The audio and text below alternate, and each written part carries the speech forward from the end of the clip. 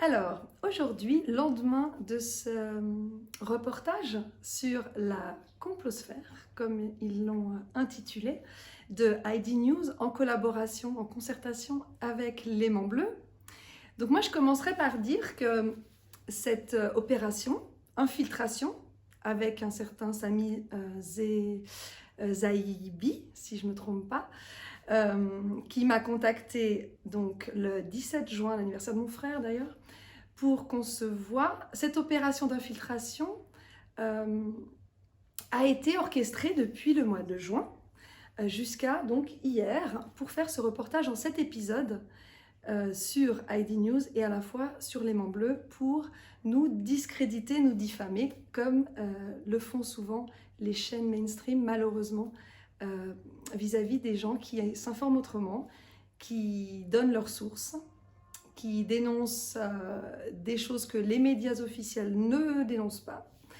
Donc effectivement, quand on n'arrive pas à s'attaquer au fond, on s'attaque à la personne qui diffuse l'information. Donc ceci étant posé, c'est assez marrant, assez cocasse que ces personnes qui se sont concertées pendant des mois et qui ont mené cette opération en secret, puisque Sami nous a menti, nous a trahis, et m'a même dit hier au téléphone que c'était dur de nous trahir parce qu'on était tellement gentils et bienveillants. Eh bien, c'est marrant que ces gens-là qui complotent, en fait, nous traitent, nous, de complotistes. C'est toujours intéressant de voir les inversions accusatoires. Et notamment, donc hier, j'ai eu l'appel de Serge Michel, donc le rédacteur de ID News et qui a commandité cette opération, qui m'a dit, donc en m'appelant en appel masqué bien sûr, qu'un reportage allait sortir sur moi et sur les autres personnes qui agissent, qui œuvrent avec moi de temps en temps, sur la complosphère. J'ai demandé si on pouvait relire l'article, il était hors de question de le relire. Si on pouvait changer le titre, non plus, pas possible. Et donc il m'informait que dans quelques minutes, ça allait sortir. J'ai appelé Sami droit derrière, à qui j'ai demandé s'il arrivait à se regarder dans une glace. Il m'a dit oui, pas de problème. Et il m'a juste dit donc que c'était dur de nous trahir, qu'il nous avait menti tout le long. Il était très fier de ça, donc je le renvoie à sa conscience qui se chargera de lui faire comprendre certaines choses que peut-être nous ne partageons pas, en tout cas en termes de valeurs et d'agissement. Ceci étant dit, donc j'ai lu les articles, il y a déjà 2 articles qui sont sortis. Un qui s'intitule « Sortir de la matrice », l'autre « Nous avons infiltré un journaliste chez les complotistes acharnés de Suisse romande ». Donc j'ai déjà relevé 16 erreurs, des erreurs assez grossières, notamment le titre de ma vidéo qui ne s'appelle pas « La crise vue de Suisse » mais « Covid-19, la Suisse au cœur des décisions mondiales ». Le fait que, soi-disant, Facebook m'aurait censuré, c'est pas du tout le cas, c'est YouTube qui m'a censuré en l'occurrence. Que je capitalise sur ce coup de projecteur pour gagner de la popularité sur les réseaux et me mettre en lien avec les éveillés français et suisses. Alors ce monsieur peut-être ignore que je milite depuis 8 ans et que je n'ai pas attendu ces vidéos pour me m'allier à des personnes qui œuvrent comme moi pour la justice, la vérité, la liberté et les droits humains. Et puis j'ai pas besoin de popularité parce qu'en l'occurrence je ne fais pas ça pour la gloire. Je fais simplement ça pour être active, pour ne pas rester dans mon fauteuil en attendant que ça se passe, puisque moi, j'ai des valeurs par rapport à tout ça, et que l'injustice, j'y suis allergique. Et donc, pour ne pas déprimer, je préfère agir. Et ça fait effectivement des années que j'agis, et pas forcément devant les caméras. Donc, ce monsieur prétend m'avoir demandé de lui répondre, m'a demandé de répondre à des questions. Or, je n'ai jamais reçu le moindre message de ce monsieur avant hier, 15h15. Il a dit que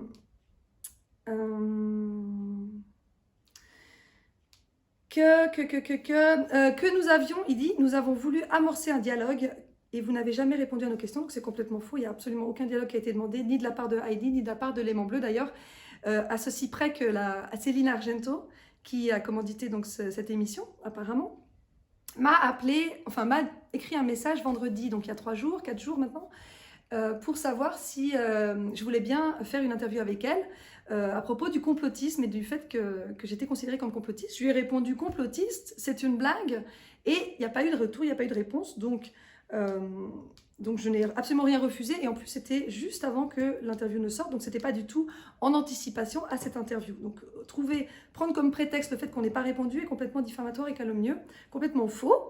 Ensuite, il y a quelque chose que j'ai relevé qui est assez drôle, c'est Samy qui écrit comment a-t-elle pu basculer, comme s'il y avait une histoire de bascule, comme si on devait tomber dans une espèce de folie ou je ne sais quoi.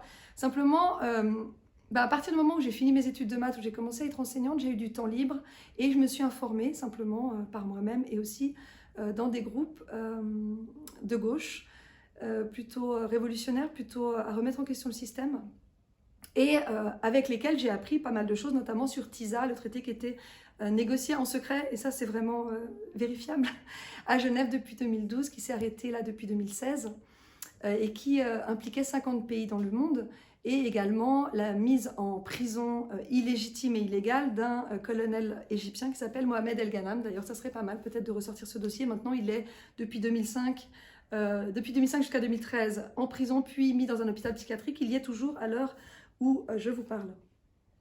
Donc je n'ai pas basculé, j'ai simplement commencé des recherches par moi-même.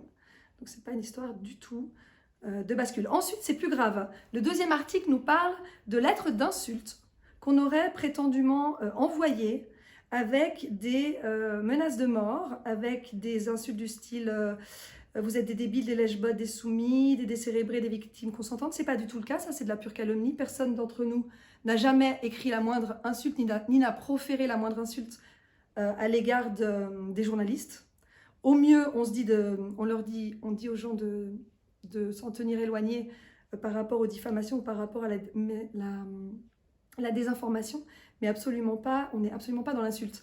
Il est écrit aussi qu'il faut maintenir une saine distance avec nos idées qui sont abracadabrantes et dangereuses. Alors ça, je peux l'entendre, qu'elles soient dangereuses pour le système, effectivement, puisqu'elles remettent en question pas mal de dogmes qui sont propagés par les médias subventionnés, comme Heidi ou comme manifestement l'Aimant Bleu. Donc, ils nous disent que la violence de nos propos les ont interpellés. Je ne sais pas de quelle violence ils parlent, j'aimerais bien qu'ils s'expliquent, puisque nous ne sommes absolument pas violents, vous pouvez le voir sur nos vidéos, on manifeste de façon pacifique, on a des actions cordiales les uns avec les autres, en respectant nos différences. Comme je l'ai déjà dit plusieurs fois, on est très différents dans les actions qu'on fait. Moi, je suis un électron libre et j'œuvre parfois avec des personnes ou d'autres, les personnes qui sont citées dans le reportage entre autres, mais pas que. Et la plupart des choses, je les fais toute seule ou également avec Gérard parfois. Je rappelle que la Convention de Munich et la Déclaration des droits du journaliste, des droits et des devoirs du journaliste, mentionnent à l'article 4 qu'il ne faut pas utiliser ou user de méthodes déloyales pour obtenir des informations. Donc, le Samy Zaibi qui s'est infiltré et qui s'en vante sur cet article et dans la vidéo est complètement en porte-à-faux avec cet article et en plus avec les articles qui mentionnent la diffamation, la calomnie et aussi le droit à l'image, puisqu'il a utilisé nos images, mes images en particulier, sans que je l'y autorise.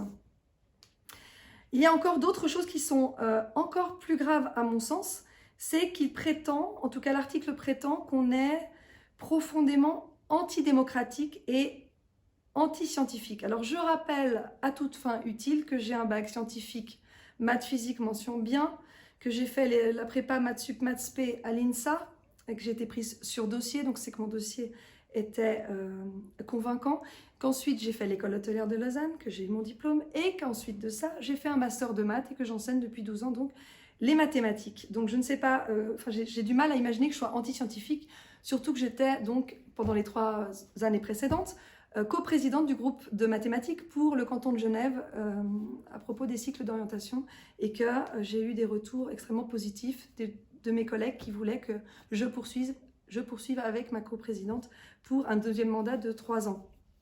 Je suis également dans la commission qui s'appelle Démarche mathématiques et scientifiques, donc vous ne pouviez pas plus mal tomber en me traitant d'anti-scientifique. Antidémocratique, ça aussi c'est assez drôle, puisque au contraire, moi je revendique ma soif de démocratie justement pour que Demos Kratos, le peuple, le pouvoir du peuple soit respecté, et en l'occurrence celui de nous informer par nous-mêmes, de diffuser les informations, de nous exprimer puisque je vous rappelle que j'ai quand même eu un blâme pour avoir fait une vidéo sur la création monétaire avec Dieudonné. Quel article de loi contrevient, enfin, interdit le fait que je fasse une vidéo avec quelqu'un qui a été diffamé par les mêmes médias que vous d'ailleurs, mais qui n'a tué personne, qui n'a jamais proféré la moindre menace de mort ou quoi que ce soit. Pour ce qui est de la démocratie et du danger présumé de la mise en lumière de certains conflits d'intérêts par rapport à la démocratie, comme une dame le dit dans le reportage, au contraire, est-ce que donner son avis, aller faire ses recherches par soi-même, être dans la pensée plurielle, s'informer de façon différente et diversifiée, donner plusieurs angles de vue au même phénomène, est-ce que c'est antidémocratique ou est-ce qu'au contraire, ça permet aux gens de s'informer, ça nous permet à nous d'avoir plusieurs angles de vue, comme je le disais à l'instant, et de se faire sa propre opinion et de pouvoir voter, par exemple, en conscience, avec des informations qui sont complémentaires à celles qui nous sont données par vous, les médias, ou par nos autorités? Est-ce que le fait d'avoir un éclairage sur les choses qui nous entourent ne nous donne pas, au contraire, plus d'informations utiles pour que justement s'exerce la démocratie? Est-ce que la démocratie, c'est pas non plus être différent, accepter les différences, accepter de pouvoir être avec qui on veut, de parler avec qui on veut, de dire ce qu'on veut tant qu'on n'essaye pas de nuire à autrui?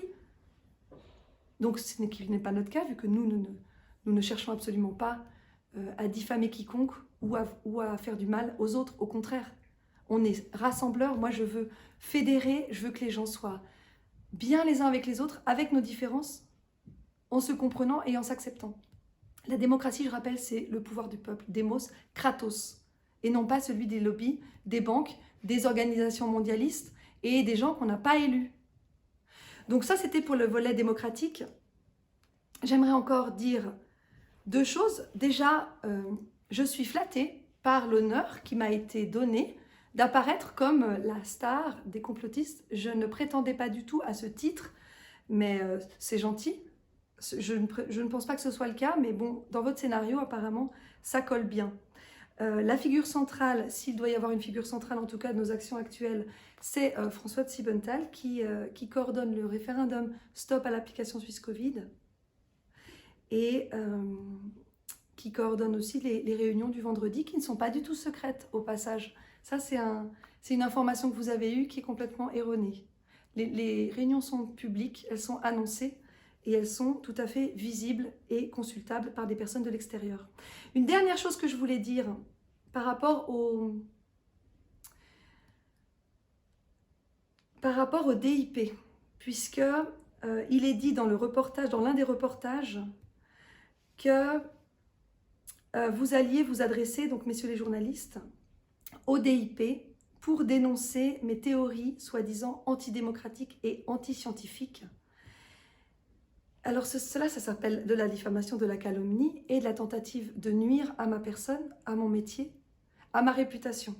Donc c'est pénal, vous le savez, et en plus, dommage pour vous, c'est pas du tout justifié. Si vous voyez, mais ça va sortir bientôt, les messages de soutien de mes élèves, de leurs parents, de mes collègues qui témoignent du travail que je fais et de l'enthousiasme que je leur permets d'avoir face à une matière qui n'est pas toujours facile. J'ai souvent des témoignages d'élèves qui me disent « Avant, j'aimais pas les maths, j'étais nulle en maths, maintenant j'aime les maths grâce à vous et j'aimerais bien vous avoir l'année prochaine. » Ils me fêtent mon anniversaire chaque année. J'ai toujours une de mes classes au moins qui me prépare mon anniversaire surprise. Donc, je donne mes cours également, mes théories que j'ai fabriquées à mes collègues et qui me remercient pour ça. Donc, si mes cours et si mon enseignement était si antiscientifique, antidémocratique, inadéquat, je pense que je n'aurais pas tous ces retours que j'ai actuellement. Donc, si vous voulez nuire à mon gagne-pain, à ma profession, faites-le, mais mes avocats sauront rétablir la justice et la vérité. Et je pense qu'en faisant tout ce que vous faites là, vous vous tirez une balle dans le pied, malheureusement. J'ai de nouveau un peu de compassion pour vous. Je vous remercie en même temps pour les informations que vous avez données, qui sont pour la plupart erronées, mais quelques-unes sont quand même justes quand vous dites que que nous sommes rassembleurs, que nous sommes différents et que nous œuvrons ensemble, que nous sommes fédérateurs et que les gens se réveillent, eh bien ça c'est juste. Et le phénomène n'est pas prêt de s'arrêter. Puisqu'en fait, ce qui compte, en tout cas ce qui compte pour moi, c'est pas d'être préservé de toutes vos attaques, malhonnêtes, puisque effectivement il y a eu des mensonges, c'est de pouvoir donner aux gens les outils pour avoir les informations. Vous pouvez essayer de me détruire, vous n'y arriverez pas, mais c'est pas si important. Puisqu'une fois que les graines sont semées, et je pense qu'elles le sont, et d'autres prendront la relève, eh bien le travail est fait et chacun choisira, décidera de ce qu'il veut dans sa vie, en son âme et conscience et de façon indépendante. Donc voilà, merci à vous.